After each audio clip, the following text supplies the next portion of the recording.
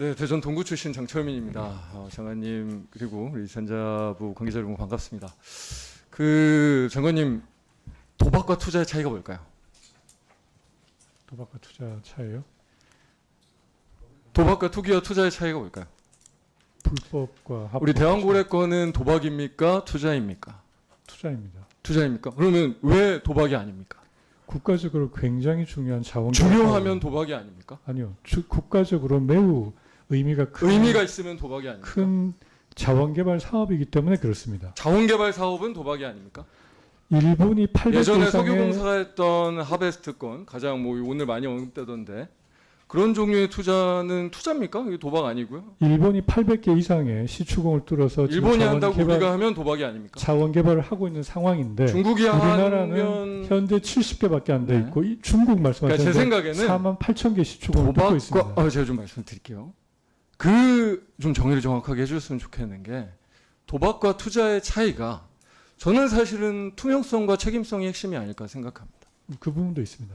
그런데 지금 투명하게 일을 진행하고 계십니까? 저희는 책임 있게 최대한- 일을 진행하고 계십니까? 저희는 그렇게 하고 있다고 생각하고 있습니다. 투명하게 일을 진행하시는데 국회 자료를 하나도 안 냅니까? 저를 하나도 안 내는 게 아니고요. 왜 하나도 안 냅니까? 그러면 그게 같은 왜냐하면 자료도 투명하게 해야 국회도 지지하고 응원할 수 있죠. 도와드릴 수 있죠. 근데 지금 이 순간까지 사실 몇 달 그리고 오늘 하루도 어떻게 보면 국회법을 초월해서 자료 제출을 하나도 안 하고 계세요. 아닙니다. 이게 어떻게 보면 굉장히 도박적 사업이다라고 하는 어떤 근거는 아닌가요? 국가 안보에 대한 예배도 있고요. 그 국가 안보에 국회법에도 대한 예외는 장관이 소명하게 돼 있는데 장관님 소명하셨습니까?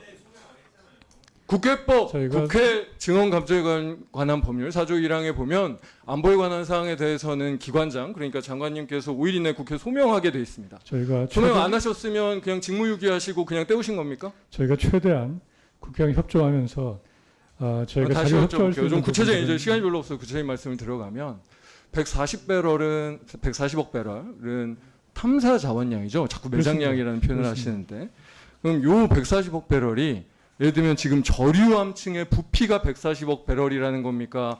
아니면 여러 계산식에 의해서 어느 정도 확인이 될 범직한 뭐 예를 들면 후자입니다. 저류함의 부피가 140억 배럴이라고요? 탐사 자원량 아까 말씀드린 그러니까- 매장량이라는 표현 한 번도 우리 저희가 쓴 적이 네, 없고요. 아까 쓰셨어요. 아니요, 아닙니다. 아까 매장량이라고 몇 번 쓰였어요. 아니, 속기로 그거- 확인해 보십시오. 그거는 네. 저 의원님께서 아까 하셨는데 시간이 없어서 제가 반박을 네, 못했던 그러면 제가 거고요. 그냥 이것만 해요. 저류함의 부피가 140억 배럴이에요? 네. 네? 저류함의 부피가 140억 배럴이에요. 지금 아니요, 추정되는. 탐사 자원량이라고 표현하는 네. 그 탐사 아니, 자원량의 그러니까 탐사 자원량 140억 배럴이 네.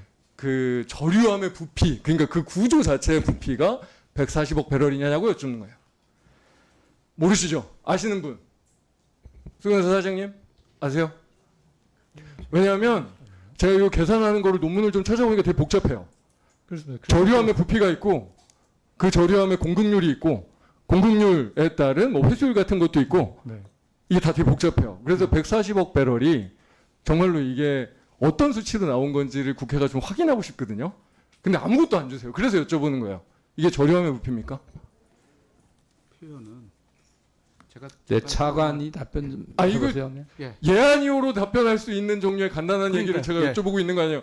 140억 배럴이 저류함의 부피예요. 모르시면 모르신다고 얘기하세요. 저류함의 부피로 표현돼 있지 않고요. 아니, 그래서 여쭤보는 거죠. 저도 지금 답변을 모르니까 드리지 않습니까? 여쭤보는 그러니까 거예요. 저도 답변을 아, 드리지 일단은 않습니까? 예스 노부터. 저류함의 부피가 아니에요. 아. 아세요 모르세요? 압니다. 저류함의 그럼 부피라고 부피요? 표현이 안 돼 있고요. 네. 저류함의 부피 그러면 저류함의 부피에 뭐를 계산한 게 140억 배럴이에요? 표현이 어떻게 되어 있냐면요. 네. 보고서에 근원함에서 나올 수 있는 규모가 있고 저류함의 부피 등등을 감안할 때 최대치 140억 배럴이 있을 수 있다. 이렇게 표현이 되어 아니 있습니다. 왜냐하면 그게 저는 되게 중요하다고 생각해요. 왜냐하면 저류함의 부피가 다 기름으로 나오지 않는다는 거 알고 계시잖아요. 네. 그렇잖아요. 네. 그래서 사실은 거기에 어떤 방식으로 이걸 분석하냐에 따라서 사실은 우리가 이걸 국민들께서 이걸 어느 정도 기대할 수 있는지가 추측 가능한 거 아니에요? 그게 말씀드린 투명성의 저는 핵심이라고 봐요. 이게 정말 객관적으로 어느 정도 객관성이 담보되는 것인가. 근데 지금 제가 보기에는 장관님도 모르고 차관님도 모르세요.